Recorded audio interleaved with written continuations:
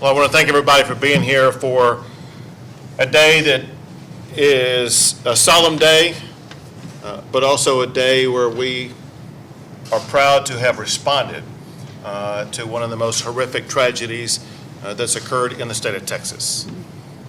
Just over a year has passed since 10 innocent people were killed in the tragic shooting at Santa Fe High School. Our hearts remain with that community and with all of the families who've been harmed. And we can never erase the pain that this tragedy has caused, but we can act to make our schools safer. The week after this horrific shooting, we convened several days of roundtable discussions in this very room, days where we had teachers and students and administrators and law enforcement officers and legislators and mental health care experts and everybody who could provide any type of meaningful information that would shape our thought process as legislators about how best to respond to this tragic shooting. The discussions that took place in this room, they led to further discussions outside of this room. They led to the development of policy points. They led to hearings by legislators. They led to proposed bills that led to debates that led to the passage of bills that have now led to laws in the state of Texas to address not only the tragedy that took place in Santa Fe, but also laws that will do more than Texas has ever done to make our schools safer places for our students, for our educators, for our parents and the families that go in and out of those schools. Today we have laws that will make Texas better. The first one that I will sign is Senate Bill 11. This is a comprehensive bill that heightens school safety emergency response standards and bolsters mental health support in our schools. It does a lot of things. I want to outline some of them. It improves the quality of the safety and security audits that schools must submit to the School Safety Center. It establishes threat assessment teams in each school. It establishes higher standards for school facilities. It increases school employee communication and collaboration with law enforcement. It establishes the Texas Child Mental Health Care Consortium. This consortium will use health-related institutions of higher education to provide mental health services to children all across the state of Texas. This legislation comes with a very meaningful addition of funds from the state of Texas. It includes $110 million to be added biennially, and then in addition to that, it provides an immediate injection of $100 million for hardening of our schools. There are 3 legislators with us here today who contributed very profoundly to the shaping and passage of these bills. They include Senator Larry Taylor, who represents the district where Santa Fe High School is located, as well as Representative Greg Bonin, who also represents the district where Santa Fe High School is located, and includes Senator Jane Nelson for your fabulous contribution to this. Thank you all.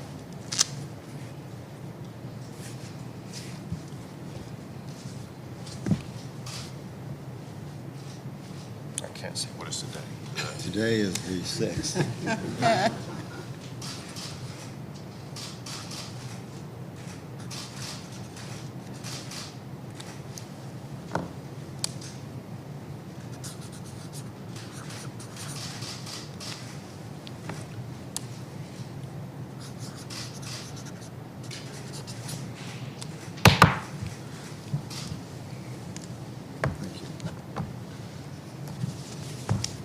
Senate Bill 11, making schools safer, is now law in the state of Texas.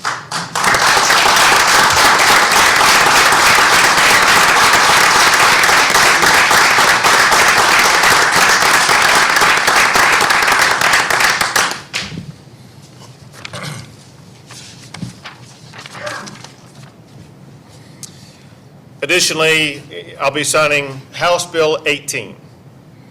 You know, one of the most significant things we can do to keep our students safe is to improve the way that we approach mental health issues in our schools.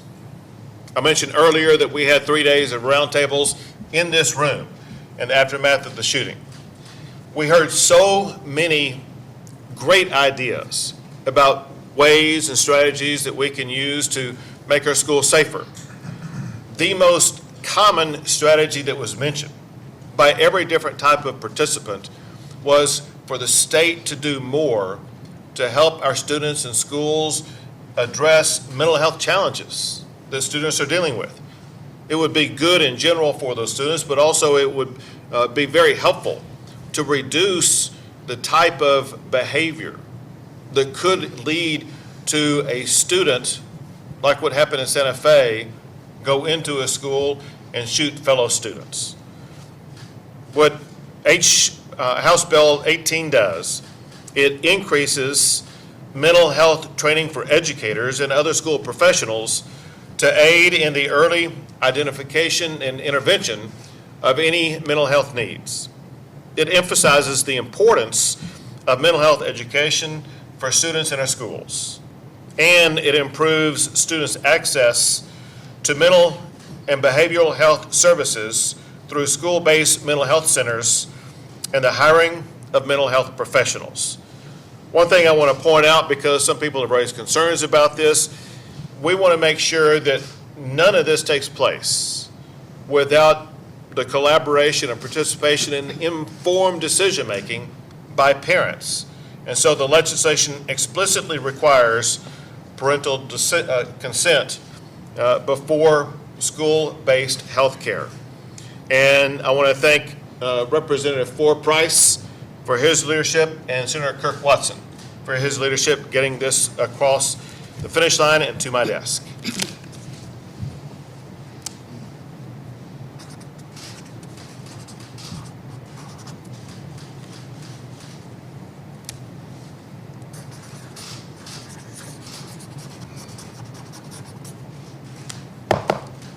Pass it on to him. Thank you, guys. Thank you. It's for Effie. House Bill 18, improving mental health for students in schools, is now law in the state of Texas.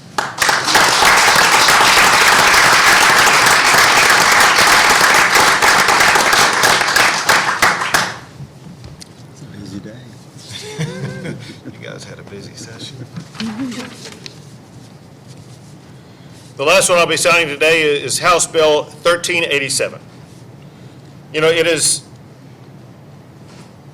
I don't see any of the primary authors here, but House Bill 1387, it is vital that we have trained professionals that can respond to violent threats in our schools. In some cases, that means having trained school marshals. Currently, there is an arbitrary cap on how many marshals a school can employ. House Bill 1387 fixes that problem. It removes the cap on the number of marshals a school district can employ per campus. It empowers school districts for themselves to decide how many school marshals are necessary to better protect their students. The lead sponsors for this include Representative Cole Hefner and Senator Brandon Creighton.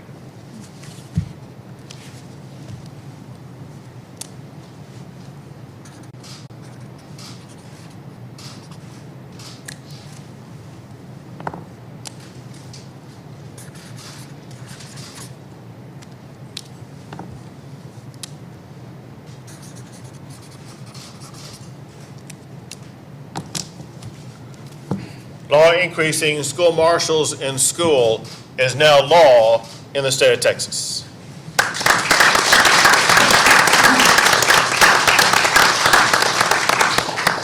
Now, this time, we're going to have the senators and representatives with us here today share their comments about this, and we will start out with Senator Larry Taylor, who, as I mentioned earlier, represents the district where Santa Fe High School is located. Well, thank you, Governor, and thank you for signing these bills, and thank you for all the members for all the work you put into these bills. This is a bittersweet day. The fact that we have to do these things and to do this, since the terrible event happened at Santa Fe, we have been working diligently since then through the governor's roundtables, through a select committee that the lieutenant governor put together. I spent a lot of time going through trying to figure out what we needed to do from the state level to help our local districts deal with the day we live in today. This is unheard of.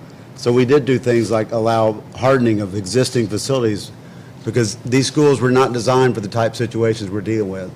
But we've also put in some funding to help them with the ongoing costs of more counselors, more school resource officers, more those ongoing type expenses. And I do want to acknowledge today that we do have the superintendent of schools from Santa Fe, Lee Wall, is here, and the president of the school board, Rusty, is here as well. Rusty Norman, thank you all very much for being here. From that terrible day, these folks have been on the front lines of dealing with something that's unheard of. But they have done a magnificent job of handling the load of having such a burden brought upon their community by an unknown evil. That's all you can describe it as. But what we're here to do today is everything we reasonably can to make sure this does not repeat itself in other Texas school campuses. And I appreciate everyone's efforts to make sure that happens to the best of our abilities. Thank you. Great job. Thank you. Thank you. And now the state representative who also represents the district where Santa Fe High School is located, Representative Greg Lyon. Thank you, Governor, very much. And it is unfortunate that events such as what happened in Santa Fe would occur, but we are taking action to do everything that we can reasonably do to see that no one has to go through the tragedy that occurred. What this legislation will do is it'll put into place structure and organization within our schools to make them safer. It also creates accountability, which I know is very important to parents and to teachers and to people in communities, especially back home in Santa Fe.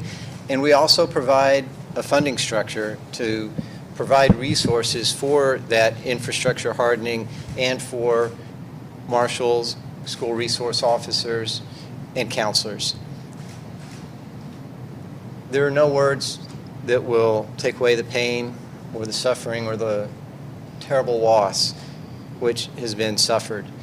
But I do want everyone to know that for those who did experience such tremendous grief and such loss, and in that time of suffering, that their loved ones are remembered, that they're cherished, and that they're loved, and that what they went through has not happened in vain, and that in their memory we are taking tangible, concrete steps to see that no one has to go through, as best we can prevent it, what they went through. And Governor, thank you. Senator Taylor, thank you, and to all of my colleagues and all the people back home in Santa Fe. We could not have done this alone. This was a team effort, and thanks to all of you. Thank you. And now to one of the architects of the mental health components of this, Senator Jane Nelson. Thank you. Well, thank you, Governor, for your leadership and the legislators sitting around this table. When Santa Fe occurred, immediately my mind went to the mental health aspect of this, the whole school safety discussion. In fact, a reporter, I was here at the Capitol, and a reporter caught me in the hall not long after that and asked me if I thought mental health was also a component of school safety. Of course it is. And so I got to work gathering people in the mental health profession.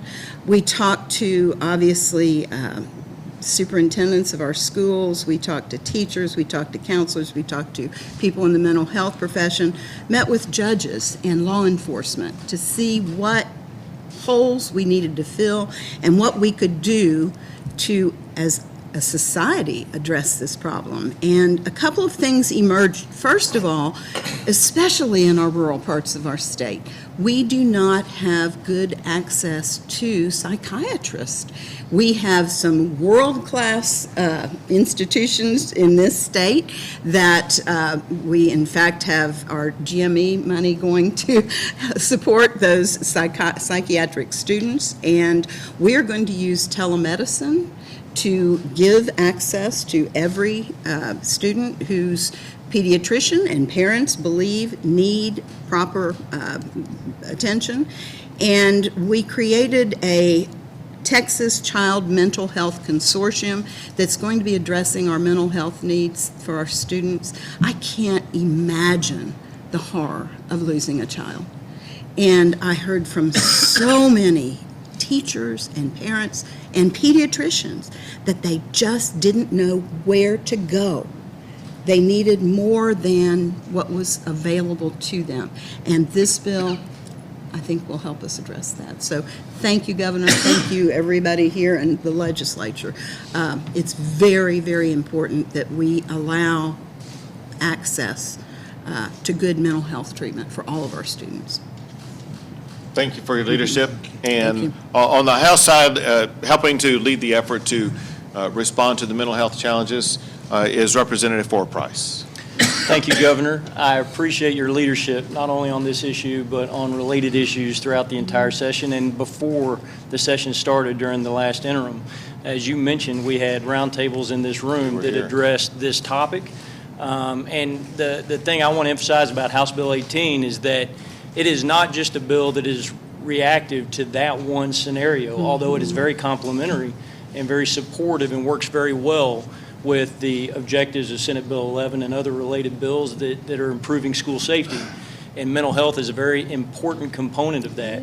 So this really is the result of a lot of hard work, not just from 4 years ago when the Select Committee on Mental Health was formed in the House, and that effort was really started in earnest to determine what we could do and what we could accomplish, and positive steps were taken in the 85th session.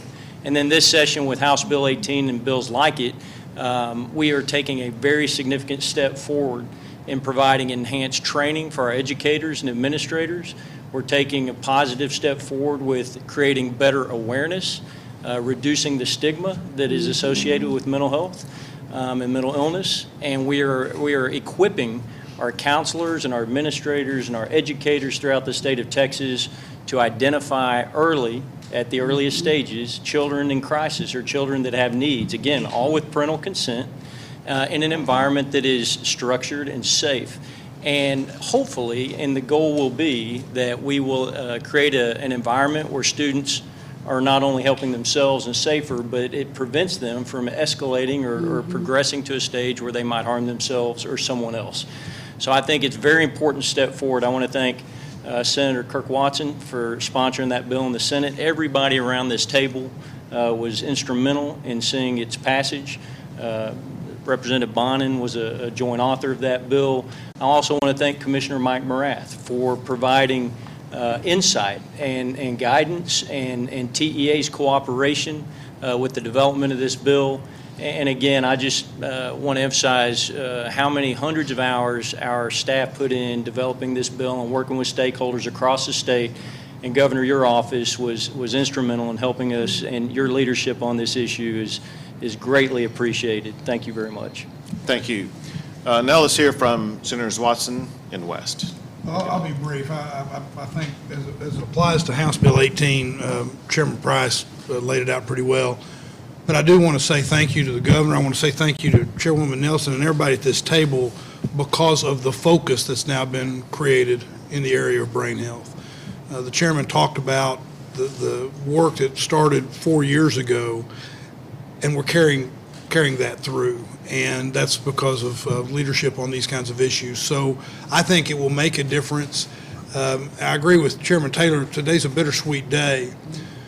But when we think about what the future is going to be, legislation like SB 11, HB 18, those bills are going to make a difference in people's lives down the road so that any of the victims of this horrific occurrence won't have died in vain. So, thank you all. Thank you. Senator West? I concur with my colleagues at the table. Governor, thank you for your leadership on this, bringing both Republicans and Democrats together to recognize that this is a Texas issue, and we've come together. We know that the common denominator amongst all of these horrific crimes is mental health. And by making certain that we put in place the advisory committee, the committee comprised of our universities, and making certain that one of the core charges of our universities will be to deal with issues of mental health and come up with some best practices to reduce this, the chances of this happening again is very important. And we need to make certain that they understand the importance of what that mission is. We provide them the resources, and not only do we expect results, that we want results for this, because it's not just our schools that this is happening in, unfortunately. It's happening in all of our institutions, and we in Texas need to get ahead of it and provide some best practices, not only for Texas, but the rest of the country. Thank you, Senator. And now Representative Zerwas. Thank you. Thank you, Governor. Yes, it's a tongue twister at times. Thank you. But it's been a privilege for me to work with your office and all my colleagues around the table here, in particular Senator Nelson with regard to the budget, but also regard to SB 10, which became a part of SB 11, which is a very, very comfortable and place for it to be, because it's really focused all about school safety. And so it's good to be part of this and know that this is something that's going to be really transformational, I think, with regard to school safety and the things that have come on the heels of this horrific incident. But as you know, I spent a good bit of my time with Senator Nelson hammering out a budget, and I've had the privilege to do this 2 sessions now as the chair and multiple sessions as part of the budget-making process since 2007. And as we have heard many times, if you open the checkbook of anybody, any state, any company, you'll have a very clear sense of what its moral compass is. And if you open this budget this time, you will see sprinkled throughout it millions upon millions, if not billions of dollars dedicated to mental health. This time, there is a clear focus on those monies being expended in a way in our public schools so that we can make those safer, make those an environment that our students continue to feel safe in, which has been threatened as a consequence of recent incidences and stuff. But, Governor, I think you can be very proud, as every person around this table can be very proud, if you open our checkbook and look at where we are sprinkling millions upon millions of dollars to address, yes, some school hardening issues, some things like that, but certainly the mental health monies that are in there are very profound, and I think that they are going to speak greatly to what we are doing in terms of not just passing laws, but also putting money in there to see these laws become reality. Thank you for your leadership in that. You and your staff have been incredibly helpful in that. The Lieutenant Governor's staff, the Speaker's staff similarly has been very, very helpful in that, and we just appreciate your efforts at a time where there is great prosperity in the state of Texas. And how we spend those dollars, I think, is a very, very clear indication of our moral compass, and you have set that compass in a very, very positive way. So thank you for that. And we are very proud of all you did. Thank you. Representative Metcalf. Thank you, Governor. Well, I remember the tragedy that happened in Santa Fe, and that evening I reached out to Senator Taylor and Representative Greg Bonin, and, just reflecting on my children. I have twins, and they're going into 2nd grade now, and just reflecting upon, that could be me, and, that could be my constituents as well. And that evening, Dr. Bonin and I discussed, what are we going to do? And it's so sad that, this bill came out of tragedy, but it's also positive that we were able to work together with our colleagues in the House and in the Senate and the Governor's office to come up with this great language. So I just want to thank our colleagues in the House, our Speaker, our colleagues in the Senate, Lieutenant Governor, and the Governor for all your leadership and making the best that could come out of this tragedy. So thank you. Well, thank you. And it's clear that what's happened today is the result of a team effort by both the House and the Senate, but also a compassionate effort to try to do everything we can to make schools safer.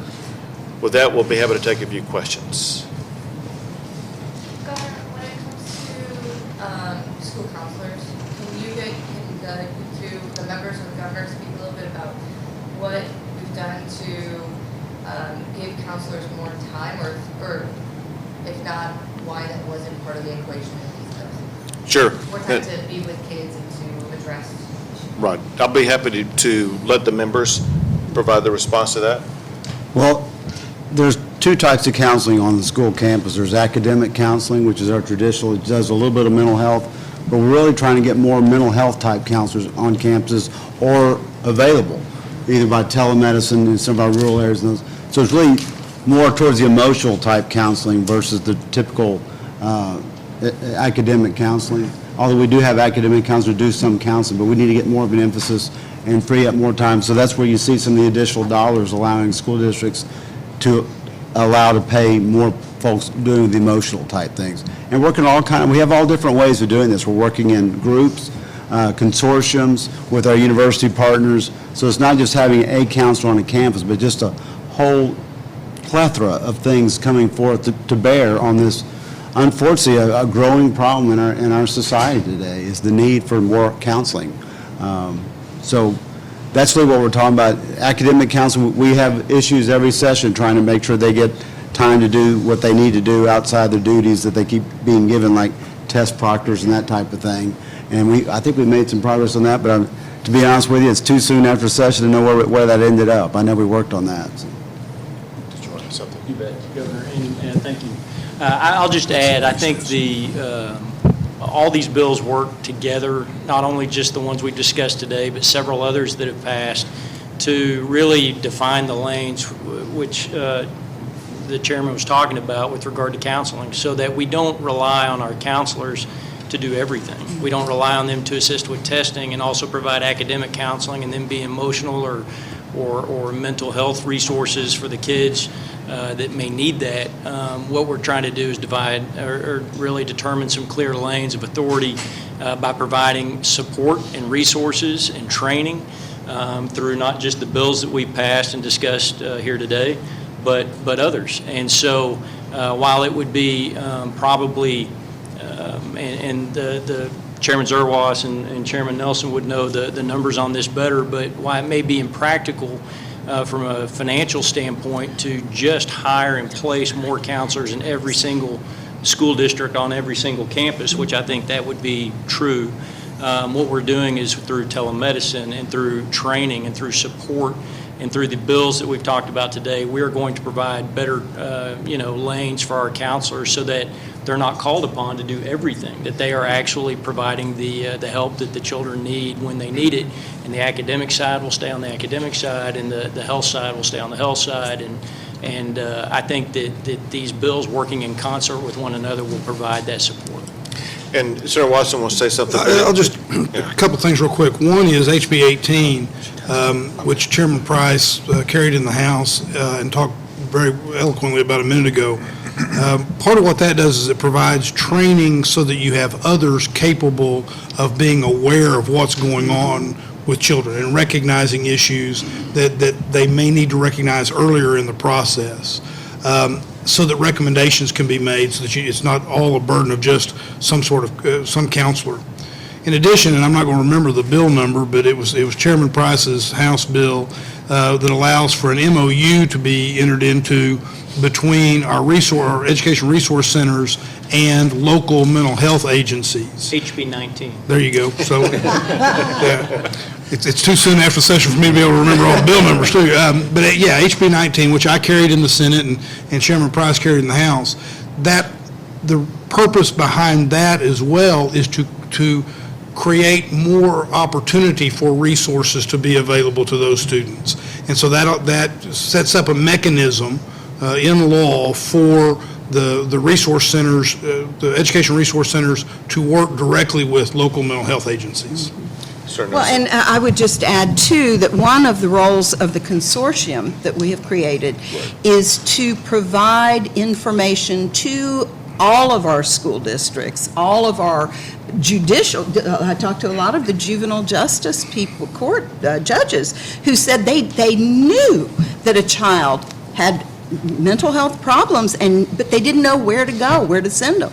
And so one of the things the consortium will do is have a database, have a website that can be utilized that will show in every community the resources that are available in that community. We have wonderful resources that we're not tapping in many of our communities. People don't know where to go. Even talk to some pediatricians who knew, the parents knew, and they didn't know. They didn't feel qualified to counsel this child and didn't know where to send them. So providing the resources, I think, will be very important. There are counselors right now in many of these communities, and for communities that don't have it, we'll use telemedicine. I wanted to elaborate on something, because I want y'all to see the vision of what this achieves, but also the vision of what Texas is advancing on multiple platforms. A component of what you were talking about is the access to appropriate mental health care experts through the process of telemedicine. That was a strategy that was already employed before we passed these laws through the telemedicine healthcare program at Texas Tech. Importantly, so you can see what's going on, we announced something like this 2 days ago when we were talking about what was going on with regard to sexual assault assessment through the Sexual Assault Nurse Examiner program, allowing them to provide input through telemedicine. You're going to see this in other strategies with regard to healthcare taking place in the state of Texas.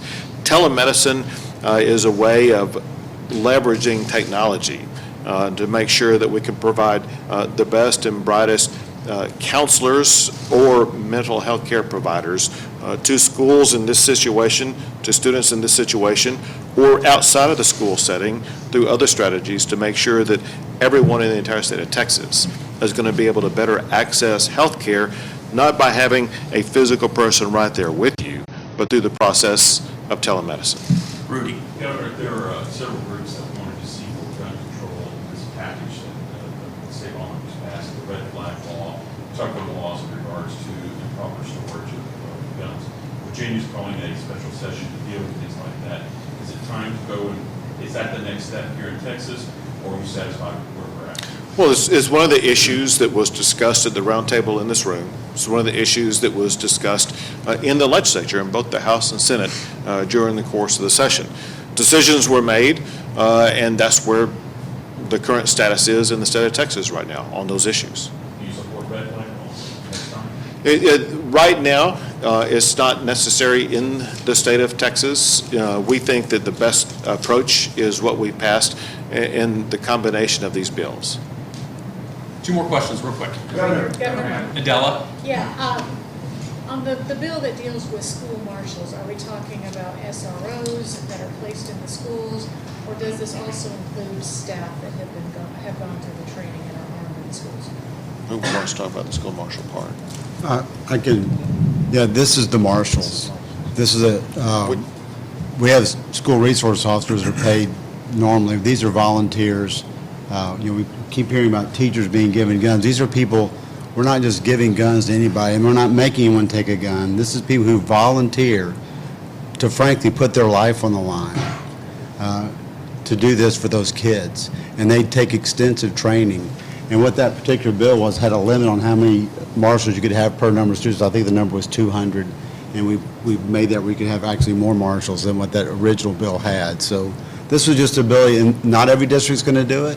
It's purely optional, but for those districts in their situation where it fits them best, they have the ability to do that and not have an artificial cap put on that to the way it was before. Last question. Governor, on tariffs, you've expressed concern about possible tariffs that might go into place on Monday. Just because they're still up in the air, do you think that would damage the economy of Texas? And what has your office done to convey your concerns to the administration in Washington? Right. First, I want to be clear about a couple of things. I personally spoke with the Vice President before the tariff announcement was made. He gave me a call to let me know what was going on. He wanted my input. and I provided the input, which echoed exactly what my public statement was. I strongly support the President and the administration's efforts to do everything they can to better secure our border. We're dealing with thousands of people coming across the border now on a daily basis. What's happening on the border is completely out of control. And so all possible strategies must be considered when it comes to better controlling our border. That said, and this is exactly what I told the Vice President, and that is tariffs pose a problem in the state of Texas. Texas leads the nation in exports. Our trade with Mexico is prolific and will not be beneficial to the trade situation with Mexico. And so I urge the Vice President to have the administration work on strategies that will better secure our border in ways that do not involve tariffs. Businesses expressed concern to you about the tariffs, Texas businesses? Yeah, they've expressed concerns to me. They've expressed concerns more broadly, but we'll see. You know, my hope is what most people's hope is, and that is that a deal will be struck. From public perception, it seems like Mexico is working very collaboratively and very aggressively to try to reach a deal with the United States to avoid the tariffs or to avoid the escalation of tariffs in a way that Mexico does more to prevent migrants from coming into the United States illegally. Thanks, guys. We got to run. Appreciate it. Andrea, I'm so sorry. They're going to go around later to talk, but for right now, we got to go. Thank you. You first? Yeah.